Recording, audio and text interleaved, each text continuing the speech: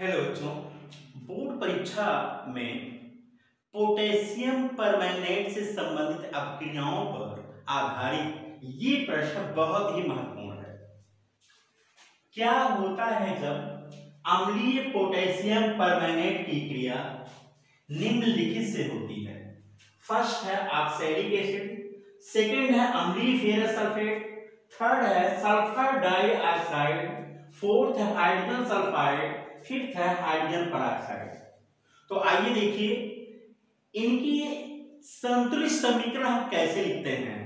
बहुत ध्यान से समझिए, ये रासायनिक अभिक्रियाओं पर बहुत ही कठिन क्वेश्चन माने जाते हैं, लेकिन इसको हम बहुत ही आसान तरीके से समझाएंगे और ये मान के चलिए कि बोर्ड परीक्षा में ये भी प्रश्न आ सकता है।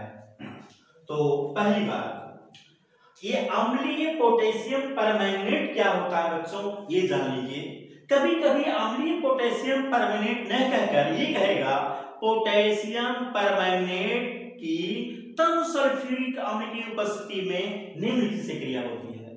तो अम्लीय पोटेशियम परमैंगनेट का मतलब समझ लीजिए कि पोटेशियम परमैंगनेट में तनु सल्फ्यूरिक अम्ल मिला हुआ है। तो अब मान लीजिए हमको फर्स्ट का आंसर लिखना है। फर्स्ट, अम्लीय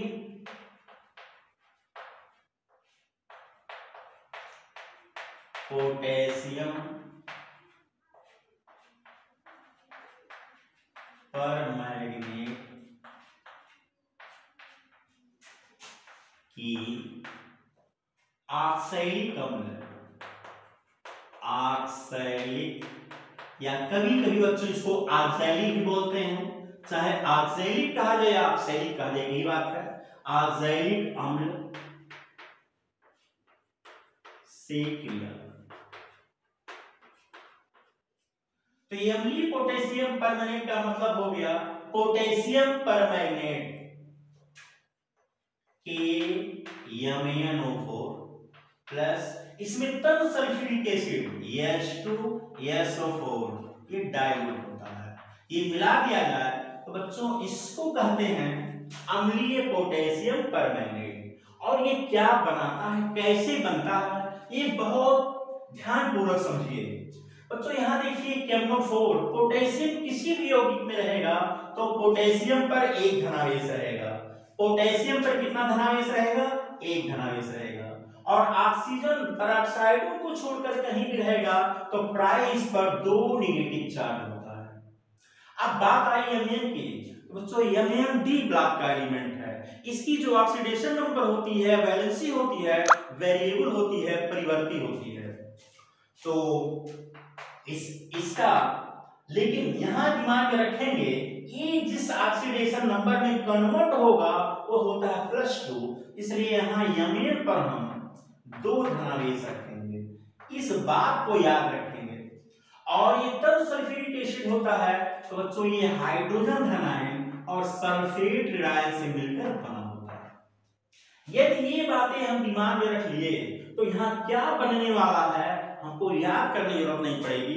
अब देखिए कैसे हम बनाते हैं। तो पहले धनायन इस ऋणायन से कंबाइन होगा और K पर एक धनावेश है, SO4 पर दो ऋणावेश है, एक धनावेश दो ऋणावेश, तो ये गुणा कर लेंगे। कंबाइन कैसे करते हैं, संयोग कैसे करते हैं, तो ये गुणा करेंगे, दो का गुणा इससे होगा, एक का गुणा इससे होगा, तो बन गया K2SO4, K2SO4 बन गया। और क्या बनेगा, एमीन पर दो धनावेश है, SO4 पर दो ऋणावेश है, ये भी कंबाइन होंगे। अब कहोगे सल्फेट यहाँ ये नहीं आया है, ऐसी बात नहीं है। यहाँ तब सल्फ्यूरिक एसिड की जो मात्रा ली जाएगी उसमें सल्फेट आयनों की संख्या बहुत अधिक होगी, तो इसमें एक आयन इससे कंबाइन होगा और एक आयन इससे कंबाइन होगा। तो एमीन पर दो धनावेश और SO4 पर दो ऋणावेश, दो धनावेश दो ऋणावेश, जब आवेश बराबर हो तब क्रिया गुणा नहीं करते हैं। तो बच्चों यहां बन जाएगा MnSO4। अब ये धनायन ऋणायन से संयोग करके बना लिया, H पर एक धनावेश है और O पर दो ऋणावेश है, ये भी कंबाइन होंगे, एक धनावेश दो ऋणावेश कंबाइन होंगे, क्या बन जाएगा बच्चों, ये बन जाएगा H2O। इस तरह से पोटेशियम परमैंगनेट तन सल्फ्यूरिक अम्ल के साथ क्रिया करके क्या बनाएगा, पोटेशियम सल्फेट बनाएगा। इसको कहेंगे मैग्नस सल्फेट। बच्चों जब यमीन पर दो धनावेश होता है इसको मैग्नस आयन बोलते हैं। तो ये मैग्नस सल्फेट बन जाएगा प्लस जल बन जाएगा। अब जरा इसको संतुलित कीजिए। तो बच्चों संतुलित करने के लिए हम लोग अनुमान विधि का प्रयोग करेंगे, अनुमान विधि। और ये अनुमान विधि क्या है इसको समझिए। अनुमान विधि ये है कि पहले हम फर्स्ट नंबर हमारा है कि मेटल को बैलेंस करेंगे। किसको बैलेंस करेंगे, मेटल को। और सेकेंड स्टेप है नॉन मेटल को बैलेंस करेंगे, नॉन मेटल को बैलेंस करेंगे, लेकिन हाइड्रोजन एंड ऑक्सीजन ही छोड़कर। और थर्ड स्टेप है बच्चों पहले हाइड्रोजन को बैलेंस करेंगे, उसके बाद आवश्यकता पड़ेगी तब ऑक्सीजन को बैलेंस करेंगे। तो ये इसको थोड़ा सा अनुमान विधि एक बार यहां संक्षेप में देख लीजिए। अनुमान विधि एक बार और समझिए, अनुमान विधि में कैसे बैलेंस करते हैं। फर्स्ट स्टेप रहता है कि पहले हम मेटल को बैलेंस करते हैं, सेकेंड स्टेप है नॉन मेटल को बैलेंस करेंगे, नॉन मेटल बैलेंस करेंगे लेकिन हाइड्रोजन एंड ऑक्सीजन को छोड़कर। और बच्चों थर्ड स्टेप क्या है, पहले हाइड्रोजन को बैलेंस करेंगे और उसके बाद आवश्यकता पड़ेगी तो ऑक्सीजन को बैलेंस करेंगे। इस चीज का हम ध्यान रखेंगे। तो चलिए बैलेंस कीजिए। यहां देखिए धातु मेटल क्या होते हैं, प्राय जिन पर धनावेश होता है वो धातु होते हैं। हाँ, हाइड्रोजन धनायन, अमोनियम धनायन, फास्फोनियम धनायन इनको छोड़कर। तो बच्चों यहाँ देखिए पोटेशियम पर धनावेश है तो ये मेटल है, यमीन पर धनावेश है तो मेटल है। हाँ, हाइड्रोजन पर धनावेश है लेकिन ये मेटल नहीं है। हाइड्रोजन, फास्फोनियम, अमोनियम ये तीन को छोड़कर। तो ये पोटेशियम में देखिए यहाँ एक परमाणु, यहाँ दो परमाणु है बच्चों, यहाँ दो है तो यहाँ दो का कर लेंगे। अब जैसे दो का किए एमियम दो हो गया तो इसको बैलेंस करने यहाँ भी हम दो का करेंगे। पोटेशियम भी बैलेंस हो गया, यमियम मैग्नी बैलेंस हो गया, मेटल बैलेंस हो गया, ये बैलेंस हो गया। अब हम नॉन मेटल को बैलेंस करेंगे लेकिन हाइड्रोजन और ऑक्सीजन को छोड़कर। अब हाइड्रोजन ऑक्सीजन छोड़ते हैं, देखिए बच्चों सल्फर है, यहाँ देखिए कितना सल्फर है, दो सल्फर एक तीन, यहाँ तीन सल्फर है, यहाँ एक यहाँ तीन का कर लेंगे। सल्फर बैलेंस हो गया। अब इसके बाद किसको बैलेंस करेंगे, हाइड्रोजन को बैलेंस करेंगे। तो बच्चों यहाँ देखिए तीन दो नीचे हाइड्रोजन है और इस साइड में देखिए दो, यहाँ तीन का कर लेंगे, हाइड्रोजन बैलेंस हो गया। अब लास्ट में ऑक्सीजन देखिए 4 दूनी 8, 4 दूनी 12, 8 20, 20 उस साइड में है। यहाँ देखिए 4 दूनी 8, 4 12, 3 15, 15 5 20, तो प्लस 5 नेसेंट ऑक्सीजन ऐड कर देंगे। इस तरह से बच्चों ये पोटेशियम परमैंगनेट तन सल्फ्यूरिक एसिड के साथ क्रिया करके क्या बनाता है ये हम लिखिए। ये कैसे लिखा गया है बहुत ध्यान से इसको बार बार देख करके समझिए, ये बहुत इंपॉर्टेंट चीज है। यदि ये लिखना सीख गए तो हम ये सारे रिएक्शन बहुत ही आसान तरीके से कर लेंगे। अब देखिए हमको और क्या जानना पड़ेगा। जब हमको पता चल गया कि पोटेशियम परमैंगनेट तन सल्फ्यूरिक अम्ल के साथ क्रिया करके पोटेशियम सल्फेट, मैग्नीशियम सल्फेट जल के अणुओं के साथ 5 नवजात ऑक्सीजन बनाता है, यही नवजात ऑक्सीजन इन जो ये क्रिया करने वाले यौगिक हैं इनको ऑक्सीकृत करता है। अब वो कैसे ऑक्सीकृत करता है इनको सुन लीजिए, इनको याद करिएगा। पहली बात यह है ऑक्सैलिक एसिड यहाँ है बच्चों। ऑक्सैलिक एसिड का सूत्र होता है H2C2O4।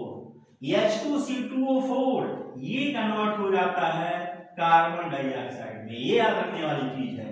सेकेंड स्टेप क्या है, अम्लीय फेरस सल्फेट। ये अम्लीय फेरस सल्फेट क्या होता है, फेरस सल्फेट में हम तन H2SO4 मिला दें, तन H2SO4 मिला दें तो ये अम्लीय फेरस सल्फेट कहलाता है।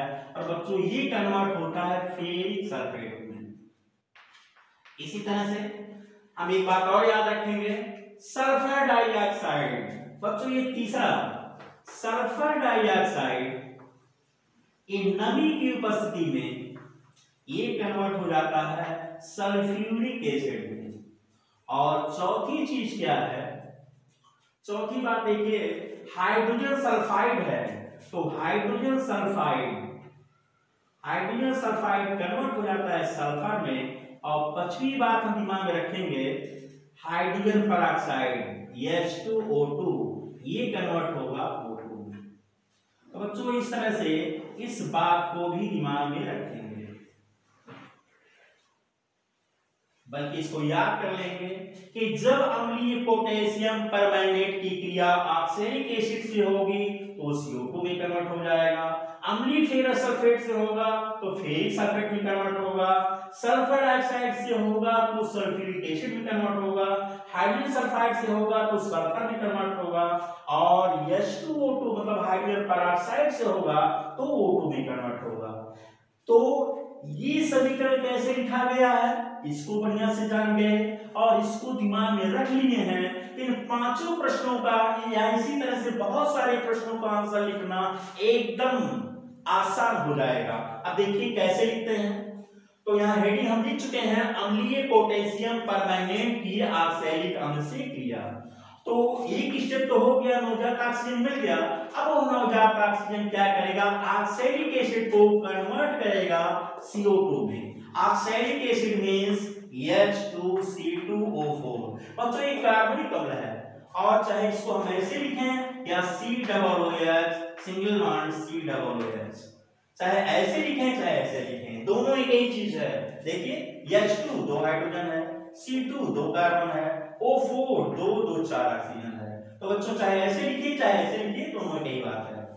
तो ये ऑक्सैलिक एसिड को नवजात ऑक्सीजन, ये नवजात ऑक्सीजन किसमें कन्वर्ट कर रहा है, CO2 में कन्वर्ट कर रहा है। यहां CO2 लेंगे।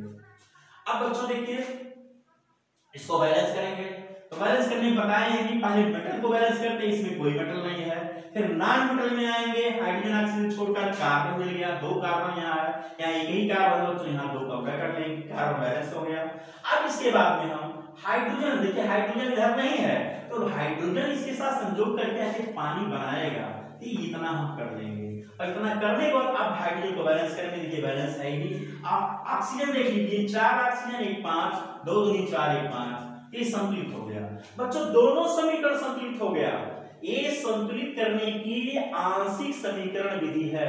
तो हम दो समीकरण लिख दिए, अब दोनों को बच्चों हम जोड़ेंगे, दोनों को जोड़ेंगे। लेकिन जोड़ते समय एक बात का ध्यान रखेंगे कि यहाँ देखिए राइट हैंड साइड में 5 नवजात ऑक्सीजन मिला है, और यहाँ दूसरे समीकरण में लेफ्ट हैंड साइड में 1 नवजात ऑक्सीजन है। तो 5 का गुणा हम पूरे समीकरण में कर देते हैं तो संतुलित नवजात ऑक्सीजन निरस्त हो जाएगा, कैंसिल हो जाएगा। तो बच्चों यहाँ भी हम 5 का गुणा करेंगे, यहाँ भी हम 5 का गुणा करेंगे, और यहाँ भी हम 5 का गुणा करेंगे, और यहाँ भी 5 का गुणा करेंगे। और ऐसा करने पर नवजात ऑक्सीजन बच्चों यहाँ लेफ्ट हैंड साइड में है, यहाँ राइट हैंड साइड में बराबर है, कैंसिल हो गया। अब दोनों को जोड़ेंगे, क्या बन गया, 2KMnO4 प्लस यहाँ है 3H2SO4 प्लस यहाँ देखिए 5H2C2O4, ये तो खत्म हो गया। राइट हैंड साइड में क्या बन रहा है, K2SO4 plus 2MnSO4 plus 3 water और 5 यहाँ मिलकर 8H2O और प्लस 5 दूनी 10 CO2। तो बच्चों इस तरह से अम्लीय पोटेशियम परमैंगनेट की क्रिया ऑक्सैलिक एसिड से होती है, तो हम एक संतुलित समीकरण प्राप्त कर लिए। अब यहाँ ध्यान दीजिए क्या क्या किया गया है, ये कैसे लिखा गया है, संतुलित कैसे किया गया है, दूसरा स्टेप कैसे लिखते हैं, ये दिमाग में होना चाहिए। यदि दिमाग में रहेगा तो इस तरह से संतुलित समीकरण लिख लेंगे। चलिए अब हम प्रश्न नंबर 2 को हल करते हैं। सेकंड, अम्लीय पोटेशियम परमैंगनेट की अम्लीय फेरस सल्फेट से क्रिया।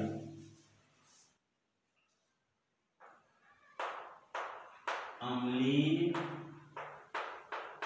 फेरस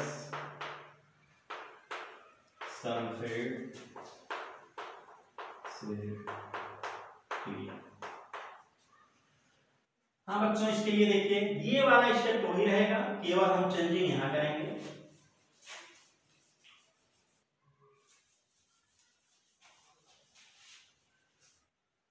ये रिएक्शन अम्लीय फेरस सल्फेट। सेकेंड, अम्लीय फेरस सल्फेट क्या होता है? फेरस सल्फेट में इथेनो H2 मिला दें। बच्चों फेरस सल्फेट क्या होता है? देखिए Fe पर जब 2 धनावेश होता है इसको हम फेरस बोलेंगे, और जब Fe पर 3 धनावेश होगा इसको फेरिक बोलेंगे। ये फेरिक है और ये फेरस है, फेरस और फेरिक। और इसके साथ सल्फेट SO4 पर 2 नेगेटिव चार्ज। तो 2 धनावेश 2 ऋणावेश आवेश बराबर होंगे तो क्रिया गुणा नहीं करेंगे, तो सूत्र बन गया फेरस सल्फेट का FeSO4।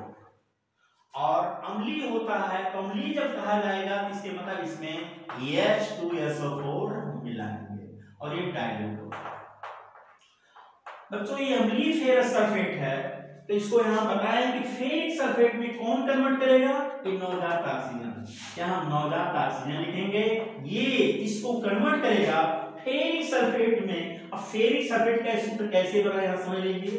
फेरिक Fe पर 3 धनावेश होता है, फेरिक और सल्फेट तो SO4 पर 2 नेगेटिव होता है।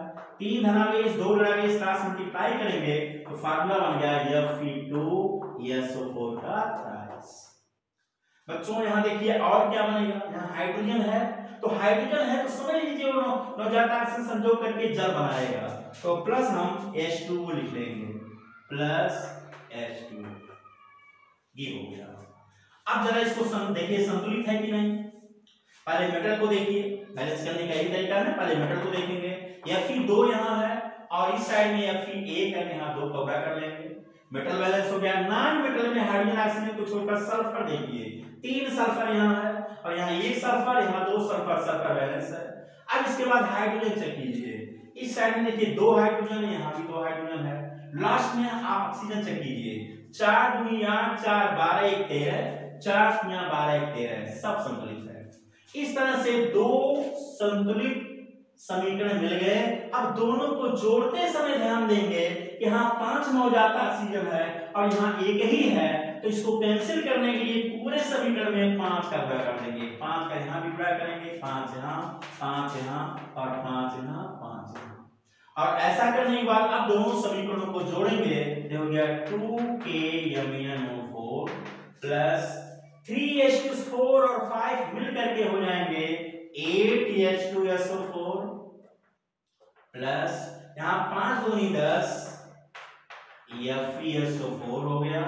और बच्चों ये तो कैंसिल हो गया इससे, और इस साइड में बनाएगा K2SO4 प्लस 2MnSO4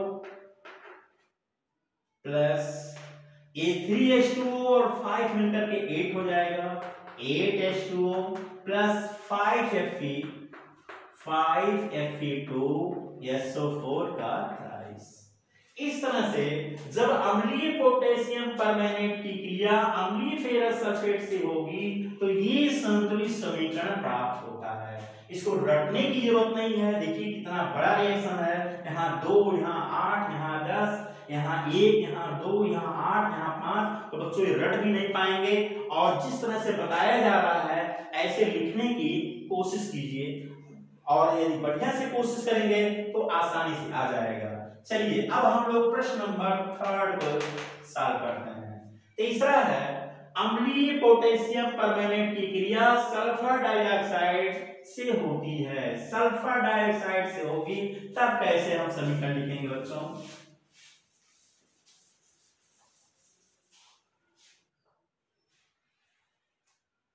तो ये वाला इससे तो वही रहेगा, इसमें कोई चेंजिंग नहीं करेंगे।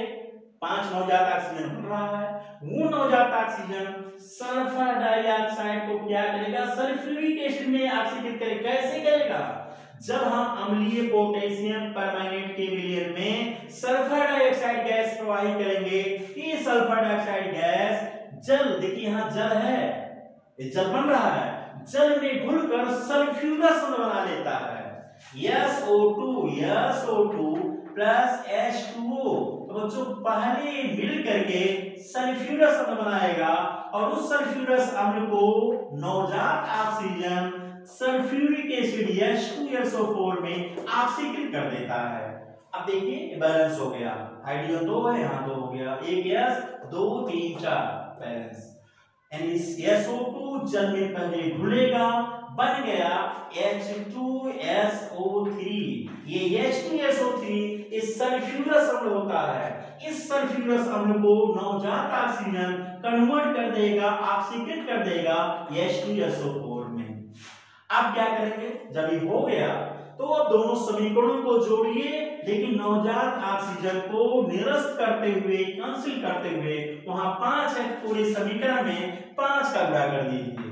यहां भी 5 और यहां भी 5, यहां भी 5 और यहां भी 5। बच्चों ये नवजात ऑक्सीजन खत्म हो गया।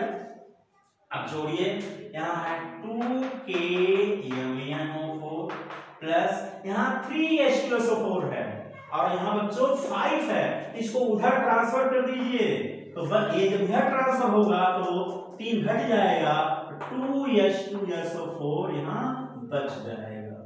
इसी तरह से बच्चों देखिए यहाँ 3H2O है, और इसको जब इधर लाएंगे देखिए यहाँ 5H2O है, जब वो इधर आएगा तो यहाँ रह जाएगा 2H2O, और प्लस इस साइड में और क्या बच रहा है 5SO2, और ये मिलकर के क्या बना रहा है, ये तो पहले लिख चुके हैं, इसके बाद लिख लेंगे K2SO4 और प्लस 2MnSO4, ये तो चला गया। इस तरह से जब अम्लीय पोटेशियम परमैंगनेट की क्रिया अम्लीय फेरस, सॉरी इसको भी हम चेंज कर लेंगे, ये रिएक्शन हम कर रहे हैं सल्फर डाइऑक्साइड की, सल्फर डाइऑक्साइड से क्रिया, और ये थर्ड है, थर्ड अम्लीय पोटेशियम परमैंगनेट की सल्फर डाइऑक्साइड से क्रिया। बच्चों इसके लिए क्या किए हैं गौरव देख लीजिए, पोटेशियम परमैंगनेट तब सल्फ्यूरिक के साथ क्रिया करके पहले potassium sulphate 2MnSO4 plus 3H2O plus 5 नवजात ऑक्सीजन बनाएगा। इसके बाद सल्फर डाइऑक्साइड गैस जल में, जल कहां से मिल रहा है, यहां से मिल रहा है, इस जल में घुल करके सल्फ्यूरस अम्ल में बदल जाएगा, और उस सल्फ्यूरस अम्ल को ये नवजात ऑक्सीजन सल्फ्यूरिक अम्ल में कन्वर्ट कर देगा, ऑक्सीकृत कर देगा। अब इसके बाद में हम इसको संतुलित कर दिए हैं, नवजात ऑक्सीजन को कैंसिल करने पूरे समीकरण में 5 का गुणा कर दिए, इस तरह से संतुलित समीकरण प्राप्त हो गया। तो ये समझ में आ गया होगा। अब हम चलते हैं प्रश्न नंबर 4 की तरफ। चौथा देखिए, अम्लीय पोटेशियम परमैंगनेट की अब हम क्रिया कराने जा रहे हैं हाइड्रोजन सल्फाइड से, हाइड्रोजन सल्फाइड से क्रिया। बच्चों इसके लिए क्या है, कुछ नहीं, अब तो सीख चुके होंगे, ये स्टेप तो वही रहेगा, केवल इसको हम बदलेंगे।